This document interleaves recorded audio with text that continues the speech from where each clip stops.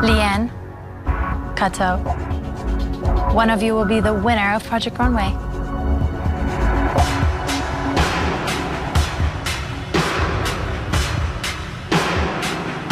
Congratulations, Leanne. Reality shows have a way of pulling us in. The competition, the tension, building to a dramatic conclusion. Korto Momolu may have lost season 5 of Project Runway, but she won the hearts of fans everywhere. People were drawn to her. She was funny. She spoke her mind. She was a fierce competitor, but mostly, she was real, an unusual trait for a reality star. Her story could have ended on the stage that night, but her perseverance proves the adage that true characters revealed more in defeat than in victory.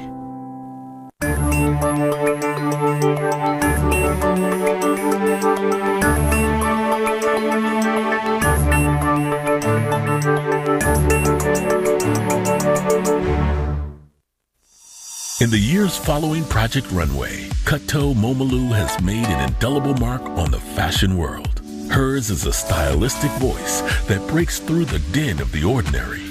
Bold colors and textures are staples in her work, never straying far from her African heritage. She has dressed heads of state and countless celebrities, including Miss Universe. But she remains most focused on making couture accessible for all women.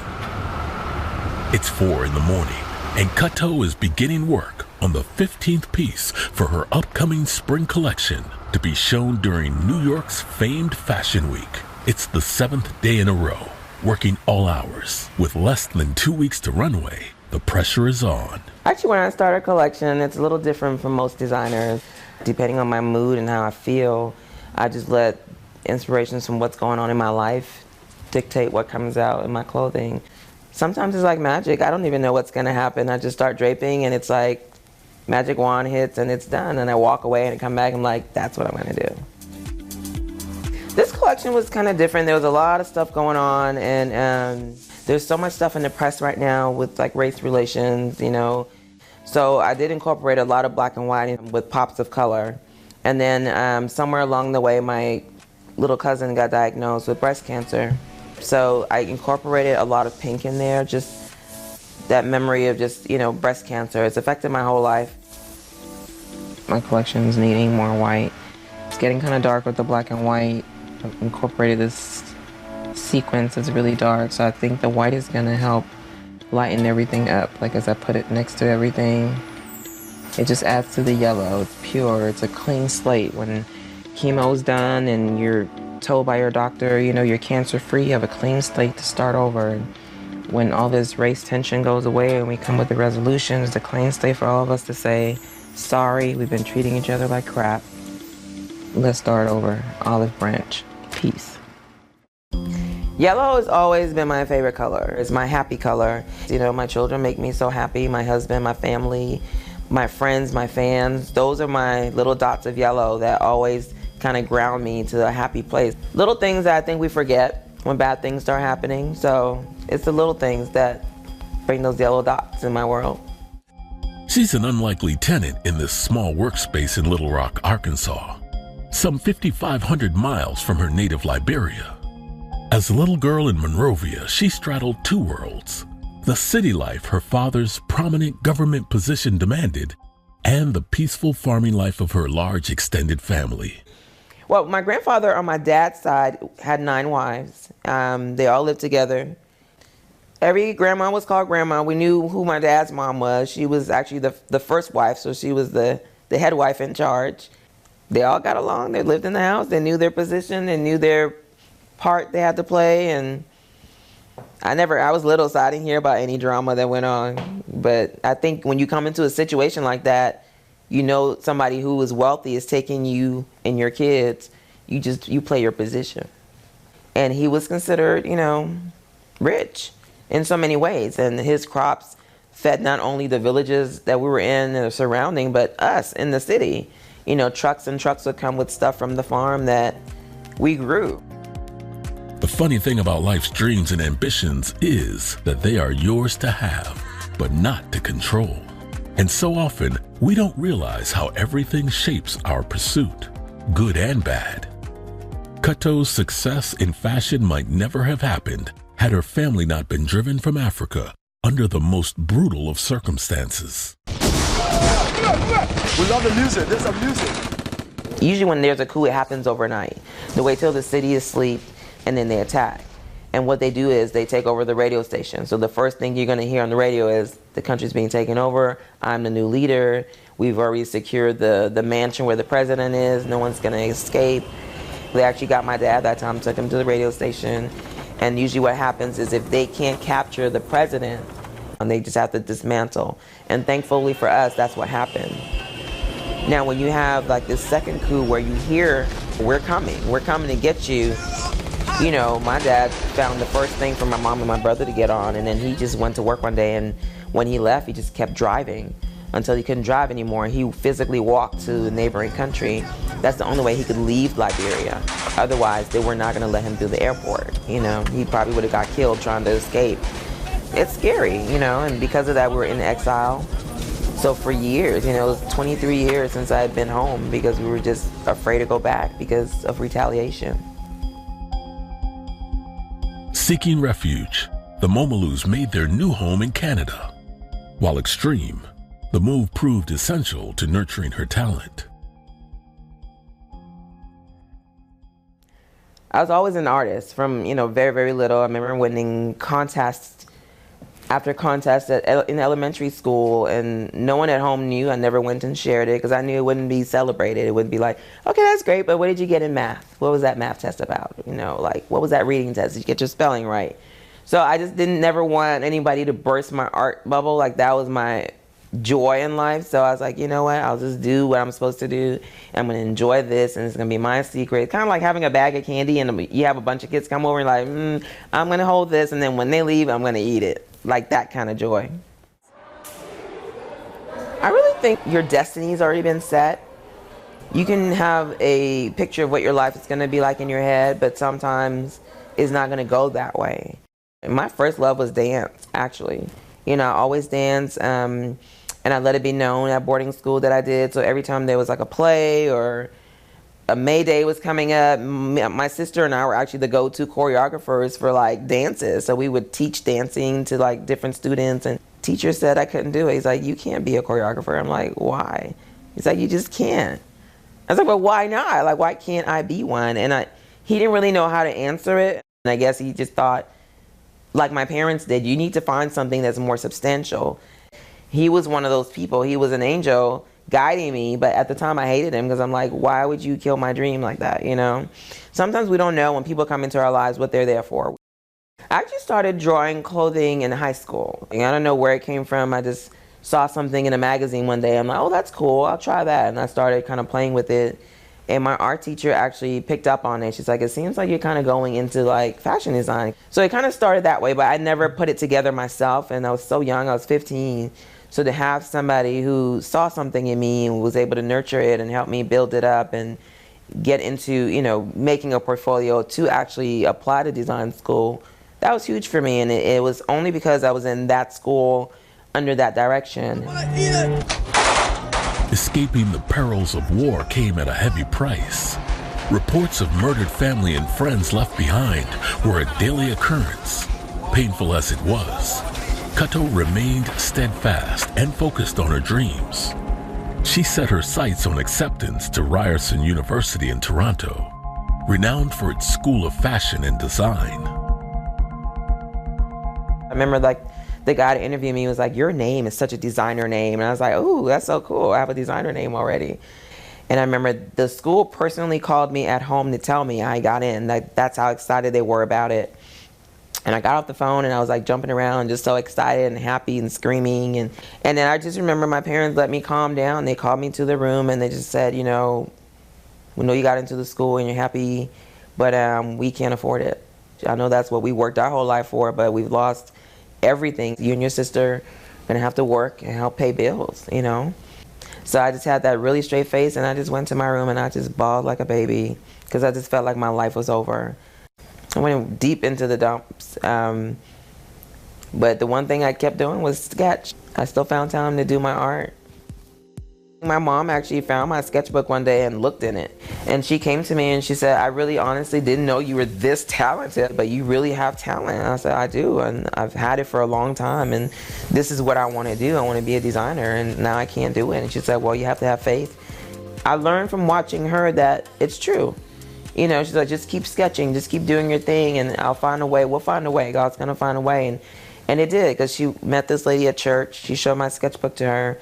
But then she saw my sketches and said, you know what, Mary?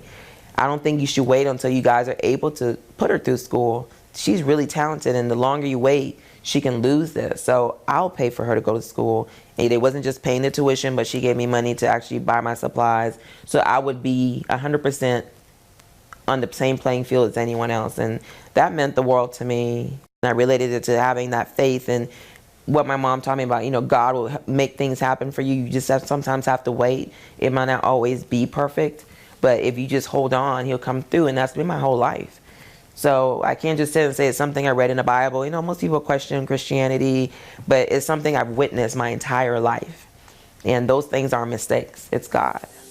Sometimes the greatest gifts of grace are the most unexpected. Though she couldn't have known it at the time, a chance meeting led to a most unlikely destination for her dreams to take root. Growing up in Ottawa, all the cute guys had too many options. So we somehow, I don't even know, my cousins found this army base that just so happened to be 2 hours away from where we lived. So somebody went and checked it out first. Came back and said, it's the land of milk and honey, like literally milk, honey, and chocolate chips and everything in between. And it just so happens is one Sunday in the mall, this guy walks in and, you know, it wasn't love at first sight. It was cute at first sight. And then just out of the blue, maybe like a month later, he called me. We just started talking and we haven't stopped talking ever since, you know. We dated for 2 years. And then when he got out of the military, he stayed with me in Ottawa for about a few months. And then he left because he's like, you know, I want to go back home. You know, are we going to get married or what are we going to do? And with him, he wanted to get established. So we just decided that I would move there eventually. I actually went to school in Atlanta for like 6 months and decided, okay, forget this. I'm going to go to Arkansas, get married. So that's what brought me here. And it was hard because I hated it. True story. When I moved to Arkansas, I was career driven. So I didn't see anything or anywhere here that I could actually fulfill my dream. My husband always said, you know, you don't see the change you want, be the change, right? He's like, just do your own show. You can start a fashion scene here. You can do it. And people will come and they'll see what you do and it can evolve from there. And Helene Williams from The Democrat came to my show and she wrote the biggest coming out article for me you could ever imagine. Like after she wrote that article, people were calling me from like all walks of life, all around the state. So it was just like that, you know, and slowly the love and just the people I met, this started turning into home. You know, this is when I would tell people I'm going home. I felt it here. You know, my husband was here. We just bought a house.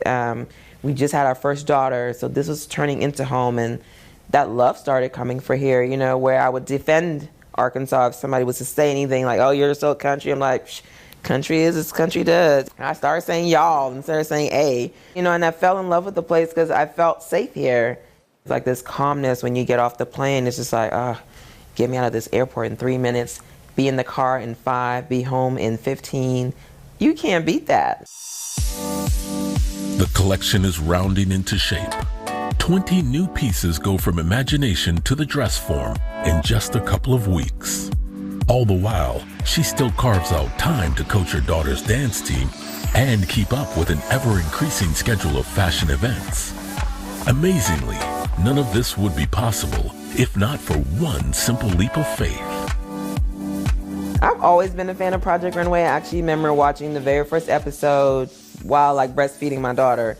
And I remember thinking, wow, this is like exactly what I wanted to show about fashion. And there's a little ad that came after, like, do you think you have what it takes? You know, do you want to be on Project Runway?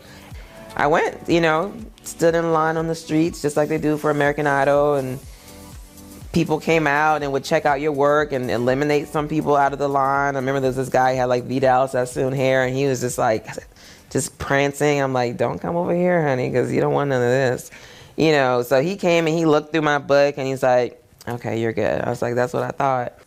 So I got in, everything was cool, did my interview, and I remember they just said, you know, you're moving to the next round.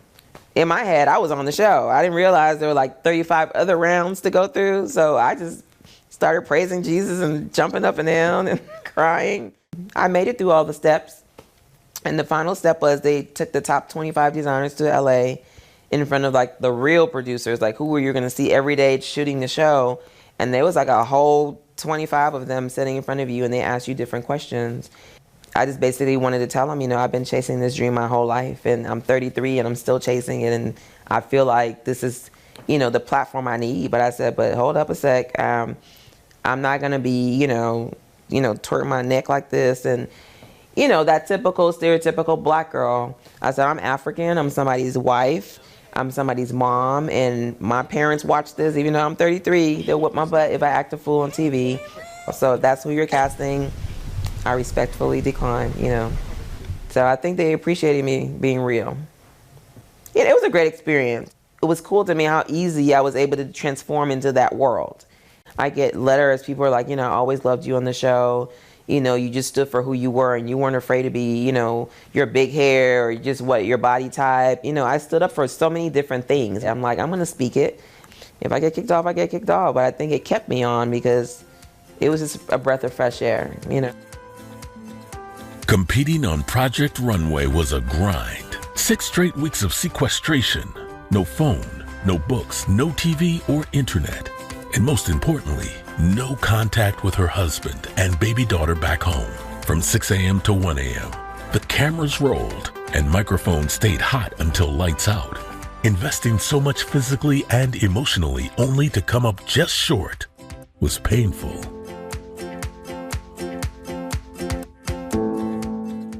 So after coming back, you know, from Project Runway, I'm mourning my loss, and I started getting letters from girls just saying, you know, hey, I watched the show with my mom. I wanted to be a designer, and my parents were the same way your parents were, and because I watched with you, they're letting me fulfill my dream because you did it. You've been an inspiration to me, and you know, I'm 33, I have 3 kids, and I've always wanted to do this, and seeing you do it with your family by your side encourages me that my life isn't over because I'm married with kids. I can still pursue it.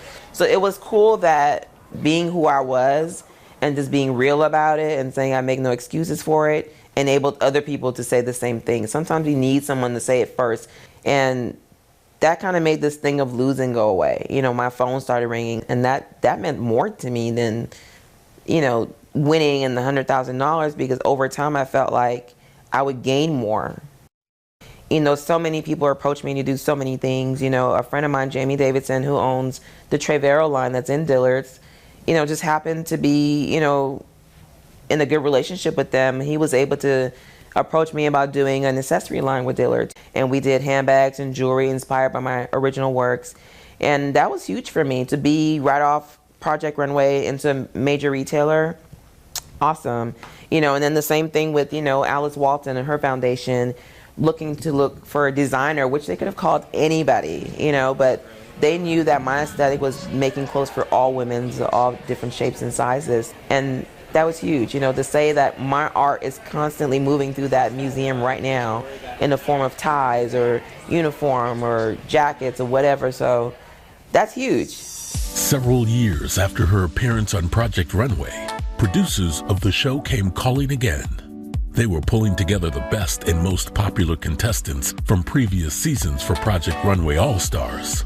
For 2 years, she said no, but they remained persistent. Despite her reservations, she finally agreed and once again fought her way to the finale. And once again, the winner of Project Runway All-Stars is Seth Aaron.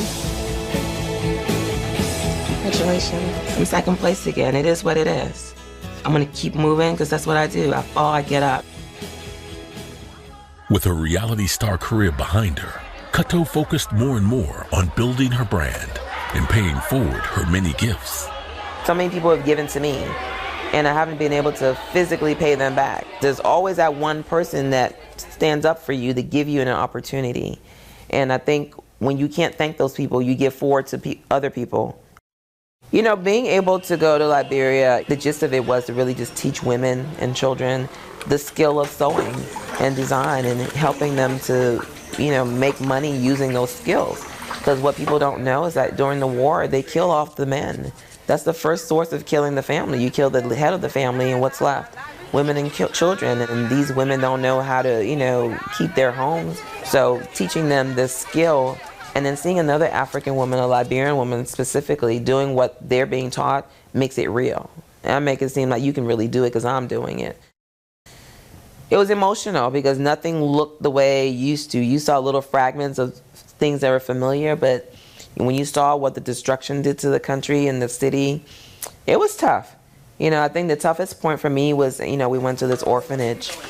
And there was this one room we went in. It was the room where the kids slept. It was like 3 bunk beds and didn't have any sheets. I mean, they were probably like as dirty, like as brown as my skin. Like that was the color of the mattresses. And I remember the only thing they asked me for was, you know, like the mosquitoes are really bad. Can you help us get some mosquito nets? And I just lost it. I remember I couldn't breathe. Like I had to go in the hallway and I just broke down. I was like, everything these people need in here, that's all they want from me. I will do the best I can to help however I can to change some of these lives, to help this school. We thank all of you who have stepped up and really done such great things. And I just really had to check myself and to say, you have so much. You know, the things you take for granted. You know, I could be one of these kids. Had God not blessed my family enough to have what we have to not be here, this could be me. It just made me want to help more and do more, get more into the nonprofit part of life. All right, so I'm going to give you guys some of your work that we've been doing. Bracelets. Your mom's going to love that. I do so many different workshops and talks, but I think going to the Timmons Art Foundation camp is huge for me because it's a whole month that I can teach kids different things about what I do as a fashion designer. I think when people think of fashion designer, they think you just make clothes and that's it.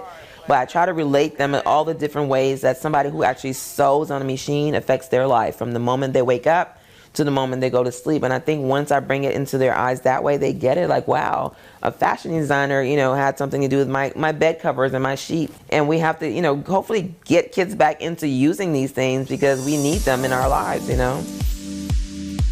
The collection is complete. Catching up on sleep will have to wait. She's back in her element.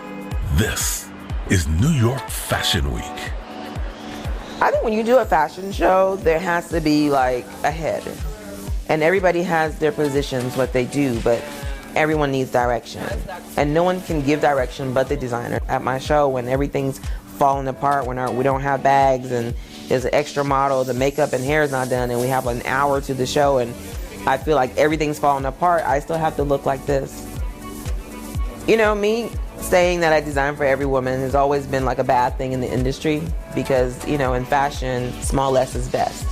So to have somebody who, you know, casts a show and all her models are like size 6s, it's like, they're obese, you know? Those are the big girls in fashion. They get to walk for me in my line. But it's important for me that real people who watch fashion and TV and go to stores know that although the girls may be smaller than you, when it's graded to your size, you can still wear it.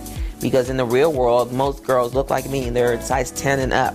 They're not a 10 and down, you know? So they need to know that you can wear fashion and they appreciate that someone thinks about them and the cuts and the way things flow and hang.